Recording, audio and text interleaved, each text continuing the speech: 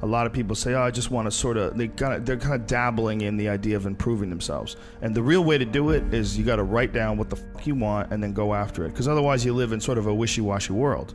If you decide, I'm going to get down to bang, I'm going to do this, I'm going to run a marathon in less than 5 hours, I'm going to, whatever the fuck it is, you got to write that shit down and go for it. What I tell people is the best advice that I've ever heard, is the best advice I ever came up with, is that live your life like you're the hero in your movie. And right now is when the fucking movie starts and your life is a shitbag disaster, like every fucking Arnold Schwarzenegger movie where he wakes up and makes a blender full of pizza and ice cream, and that's what you know what I mean? Yeah. Those guys where they're like on the brink, they put the gun in their mouth and they put it down because they see a photo of their daughter. Pretend that's you.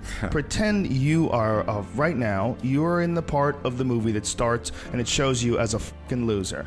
And just decide not to be a loser anymore. Live your life like there's a documentary crew following you around and you are analyzing your own behavior. Do what you would want to do so that your kids one day would look back at it and see that documentary and look on it with pride. Like, wow, my dad was a bad motherfucker. He really did what he had to do. Wow, my mom really got her shit together. I love a success story, but even more than a success story, I like a dude who fucks his life up and then gets it back together again story. Those are my favorite stories.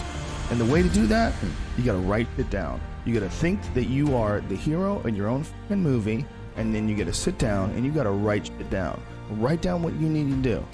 Most people play the role of the victim in the movie, right? Sure. Yeah, this life is fucking me over, man. I could have had this and I should have had that. And why does this guy get that? And why does that guy get this? And all things that are completely unrelated to you. Yeah. All things that you find other people's success as a downfall in your own existence.